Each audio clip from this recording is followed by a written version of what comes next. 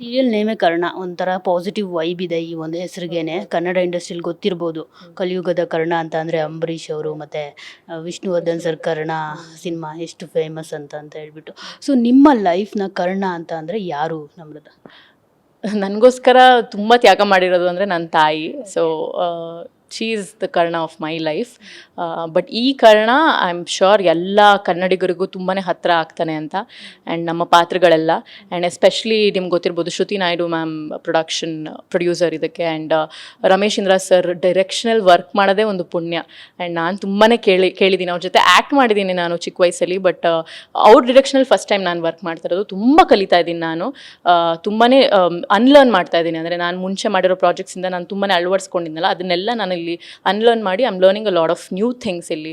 And ಹೇಗೆ ನಾವು screen presence ಆಗಿರ್ಬೋದು ಆ್ಯಂಡ್ ಎಷ್ಟು ಈಸಿ ಮಾಡಿಕೊಡ್ತಾರೆ ಅಂದರೆ, ಸೊ ಅದೆಲ್ಲ ನಂಗೆ ಹೊಸ್ತು ಇಲ್ಲಿ. ಆ್ಯಂಡ್ ನನಗೆ ಅದು ತುಂಬ ಪಾಸಿಟಿವ್ ವೈಬ್ಸ್ ಇದೆ ನನಗೆ ಈ ಒಂದು ಸೆಟ್ಟಲ್ಲಾಗಿರ್ಬೋದು, ಈ ಒಂದು ಪ್ರಾಜೆಕ್ಟಿಂದ. I think this will go next level.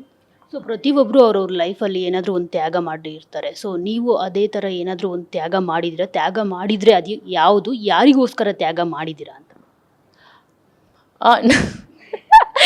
ಅಷ್ಟೊಂದೆಲ್ಲ ಏನು ನಾನು ದೊಡ್ಡ ಕೆಲಸಗಳೆಲ್ಲ ಮಾಡಿ ಚಿಕ್ಕದೇ ಅಂದರೆ ಈ ಒಂದು ನಾಗಿಣಿ ಅನ್ನೋ ಪಾತ್ರಕ್ಕೇ ನಾನು 1.5-2 ತಿಂಗಳಲ್ಲಿ ನಾನು ಸಣ್ಣ ಆಗಬೇಕಾಗಿತ್ತು. ಆಗ ಫುಲ್ ಶುಗರ್, ನಾನು ತುಂಬಾ ಶುಗರ್ ಕ್ರೇವಿಂಗ್ಸ್ ಆಗುತ್ತೆ. ಅಂದರೆ ಡೆಸರ್ಟ್ಸ್, ಐಸ್ ಕ್ರೀಮ್ ಎಲ್ಲಿರುತ್ತೋ ನಮ್ರತ ಅಲ್ಲಿರ್ತಾಳೆ, ಅಂದರೆ ಕೇಕ್ಸ್ ಎಲ್ಲಿರುತ್ತೋ ನಮ್ರತ ಅಲ್ಲಿರ್ತಾಳೆ. ಸೊ ಅದನ್ನು ನಾನು ಆಲ್ಮೋಸ್ಟ್ 1 ವರ್ಷಗಳ ಕಾಲ ಬಿಟ್ಟಿದ್ದೆ. ಆ್ಯಂಡ್ ಈಗಲೂ ಕೂಡ ಸ್ಟಾರ್ಟ್ ಮಾಡಿದ್ದೀನಿ. ಬಿಕಾಸ್ ಕರ್ಣ ಅನ್ನೋ ಒಂದು ಪ್ರಾಜೆಕ್ಟಲ್ಲಿ ನಿತ್ಯ ಆಗಿ ನಾನು ಚೆನ್ನಾಗಿ ಕಾಣಿಸ್ಕೋಬೇಕು, ಅಂದರೆ ಪ್ರೆಸೆಂಟಬಲ್ ಆಗಿರಬೇಕು ಅಂತ. ಸೊ ಅದೇ ನನಗೆ ದೊಡ್ಡ ತ್ಯಾಗ. ಸೊ ನನ್ನ ಒಂದು ಪಾತ್ರಕ್ಕೋಸ್ಕರ ನಾನು ನನಗಿಷ್ಟ ಆದ ಪ್ರಾಣ ಆಗಿರೋದನ್ನು ಬಿಡ್ತಾ ಇದ್ದೀನಿ. ಸೊ ಅದೇ ಅದೊಂದು ಸ್ಮಾಲ್ ತ್ಯಾಗ ಅಷ್ಟೇ. ನಿಮ್ಮ ತಂದೆ ತಾಯಿ ಏನಾದರೂ ತ್ಯಾಗ ಮಾಡಿರೋದು ನಿಮಗೋಸ್ಕರ? ತಾಯಿ ತುಂಬಾ ತ್ಯಾಗ ಮಾಡಿದ್ದಾರೆ ನನಗೋಸ್ಕರ. She is gone through a lot. ನನ್ನನ್ನು ಚೆನ್ನಾಗಿ ಸಾಕಬೇಕು. ಈಗ ನಂಬ್ತಿರೋ ಬಿಡ್ತಿರೋ, ನಾನು 7 ವರ್ಷ ಇದ್ದಾಗ, ಮಗು ಇದ್ದಾಗ ನಾನು ಶುರು ಮಾಡಿದೆ ಆ್ಯಕ್ಟಿಂಗು. ಅವತ್ತಿಂದ ಇವತ್ತವರೆಗೂ ಶಿ ಕಮ್ಸ್ ವಿತ್ ಮೀ. ಎಲ್ಲ ಒಂದು ಸೆಟ್ಗಾಗಿರ್ಬೋದು, ಒಂದು ಇಂಟರ್ವ್ಯೂಗಾಗಿರ್ಬೋದು, ಒಂದು ಈವೆಂಟ್ಗಾಗಿರ್ಬೋದು. ಸೊ ಅವರ ಕೆಲಸಗಳನ್ನೆಲ್ಲ ತ್ಯಾಗ ಮಾಡಿ ನನ್ನ ಜೊತೆ ಇರ್ತಾರೆ. ಅವ್ರ ಜೀವನನ ತ್ಯಾಗ ಮಾಡಿ ನಾನೇನೋ ಬೆಳಿಬೇಕು ಅಂತ.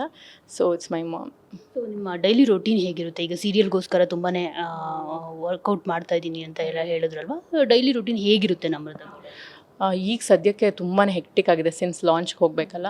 ಸೊ ಹಾಗಾಗಿ ವರ್ಕೌಟ್ ಶುರು ಮಾಡಿದ್ದೀನಿ ಈಗ. ಸೊ ಬೆಳಗ್ಗೆ ಪ್ರಾಬಬ್ಲಿ 5:30 to 6:30, 6:45 ವರ್ಕೌಟ್ ಮುಗಿಸಿ ಅಲ್ಲಿಂದ ಮನೆಗೆ ಹೋಗಿ ರೆಡಿಯಾಗಿ ಡೈರೆಕ್ಟ್ ಶೂಟಿಂಗಿಗೆ ಬಂದು, ಶೂಟ್ ಒಂದು ಸತಿ ಶುರು ಆದರೆ ಯು ನೆವರ್ ನೋ ಎಷ್ಟು ಗಂಟೆಗೆ ಪ್ಯಾಕಪ್ ಆಗುತ್ತೆ ಅಂತ. ಬಿಕಾಸ್ ಅಷ್ಟು ಸೀನ್ಸ್ ನಾವು ಕಂಪ್ಲೀಟ್ ಮಾಡಬೇಕಿರುತ್ತೆ. ಬಿಕಾಸ್ 16ನೇ ತಾರೀಕು ಲಾಂಚ್ ಆಗ್ತಿರೋದ್ರಿಂದ. ಸೊ ಅದು ಮುಗಿಸ್ಕೊಂಡು ಮನೆಗೆ ಹೋಗೋಷ್ಟರಲ್ಲಿ ಫುಲ್ ಟಯರ್ಡ್ ಆಗಿರುತ್ತೆ. ಹೋಗಿ ಊಟ ಮಾಡಿ ಮಲ್ಕೊಂಡು ಬೆಳಗ್ಗೆ ಅಷ್ಟೇ ಎದ್ದೇಳೋದು. ಹೇಗೆ ಮಲಗ್ತೀವಿ ಅಂತಲೂ ಗೊತ್ತಿಲ್ಲ, ಎಷ್ಟೊತ್ತಿಗೆ ಎದ್ದೇಳ್ತೀವಿ ಅಂತಲೂ ಗೊತ್ತಿಲ್ಲ. So it's been shoot and it's come out good. ನಾನು ತ್ಯಾಗದ ಬಗ್ಗೆನೇ ಯಾಕೆ ಜಾಸ್ತಿ ಕೇಳ್ತಾ ಇದ್ದೀನಿ ಅಂತಂದರೆ, ಕರ್ಣ ಮತ್ತೊಂದು ಹೆಸರೇ ತ್ಯಾಗಕ್ಕೆ ಅಂತ ಗೊತ್ತಿರೋದೆ. ಸೊ ನೀವು ಅಭಿಮಾನಿಗಳಿಗೋಸ್ಕರ ಏನಾದರೂ ತ್ಯಾಗ ಮಾಡಬೇಕು ಅಂತ ಅಂದ್ಕೊಂಡ್ರೆ ಏನು ಮಾಡ್ತೀರಾ ಅಂತ? ಯಾಕಂದರೆ ಸೆಲೆಬ್ರಿಟಿಗಳಿಗೆ ಉಸಿರೇ ಅಭಿಮಾನಿಗಳು. ಅಫ್ಕೋರ್ಸ್ ಅವ್ರಿಗೆ ಏನು ಕೇಳ್ತಾರೋ ಅದನ್ನು ತ್ಯಾಗ ಮಾಡೋಣ. ಹಂಗಂದ್ರೆ ಏನು ತ್ಯಾಗ ಮಾಡಲಿ ನಾನು? ಏನು ತ್ಯಾಗ ಮಾಡೋಕ್ಕಾಗುತ್ತೆ? ನಿಮ್ಮ ಅಭಿಮಾನಿ